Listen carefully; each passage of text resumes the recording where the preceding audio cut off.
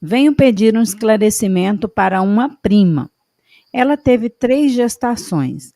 Na primeira, a criança morreu aos 8 meses de gestação. Era uma menina. Disseram ser devido à insuficiência placentária. A segunda gestação foi um menino. Nasceu bem, mas por volta de 2 anos descobriram um problema cardíaco sério, sendo necessário transplante de coração. Teve que ficar no INCOR um período até conseguir o coração, devido à gravidade. Conseguiu o coração e realizaram transplante, mas não resistiu e desencarnou. Acho que estava com 3 anos. Engravidou novamente de outro menino. E aos 9 meses de idade descobriram que ele tinha o mesmo problema e também necessitava de transplante. Seguia na fila do transplante, mas há 4 meses teve 2 derrames, sendo necessário vir para o INCOR e aguardar internado. Porém, seu caso se agravou e foi necessário a colocação de 2 corações artificiais. Porém, ele teve um terceiro derrame, agravando muito o seu estado. E no sábado, 8/10, desencarnou aos 4 anos de idade. A dúvida da mãe. Gostaria de entender por que eles tiveram um tempo tão curto aqui comigo. Espero que o Jorge consiga trazer um esclarecimento desejado e um alento para esses pais nesse momento tão difícil. Com você, Jorge. Então, experiências de perda de entes queridos são sempre experiências profundamente dolorosas. Muito. Pai, mãe, irmãos, cônjuges. Mas a perda de filhos, ela se reveste de uma singular particularidade, porque nós não nos programamos para ver os nossos filhos partirem antes de nós. E viver essa experiência 3 vezes no intervalo de tempo razoavelmente curto é realmente uma experiência profundamente marcante para o espírito. Nós não podemos dizer que obrigatoriamente essa circunstância ela se dá porque existe da nossa parte um débito com a lei.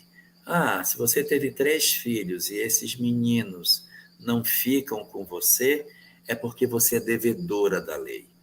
Essa é uma leitura rasa que a gente às vezes faz, achando que obrigatoriamente o sofrimento que alguém passa determina que a pessoa tenha um débito com a justiça divina.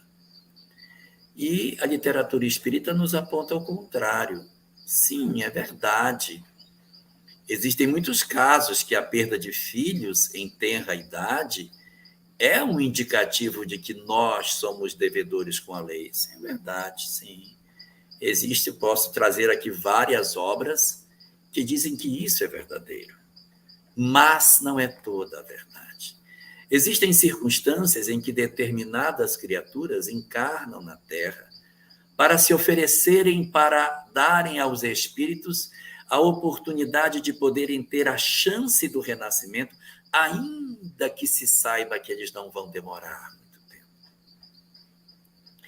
Almas de razoável evolução espiritual oferecem-se para o serviço de renúncia e experimentação sacrificial, de receberem no lar filhos que trazem graves comprometimentos espirituais e que não permitirão com que eles permaneçam.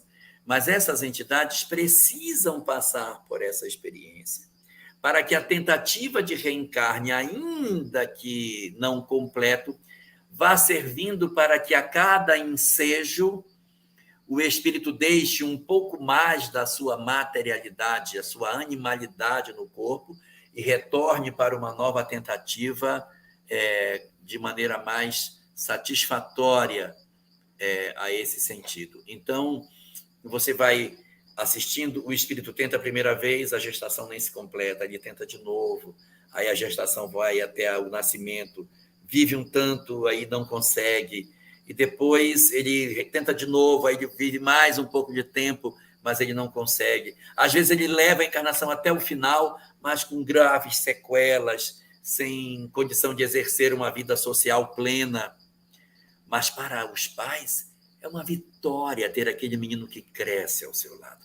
É uma vitória assistir com ele falar, ainda que com dificuldade, ele andar com dificuldade, ele ter uma série de fragilidades, mas é uma vitória ver o filho sobreviver a tantos percalços. Então, existem almas que se oferecem para serem o vaso através do qual outros espíritos irão ensaiar a sua retomada espiritual.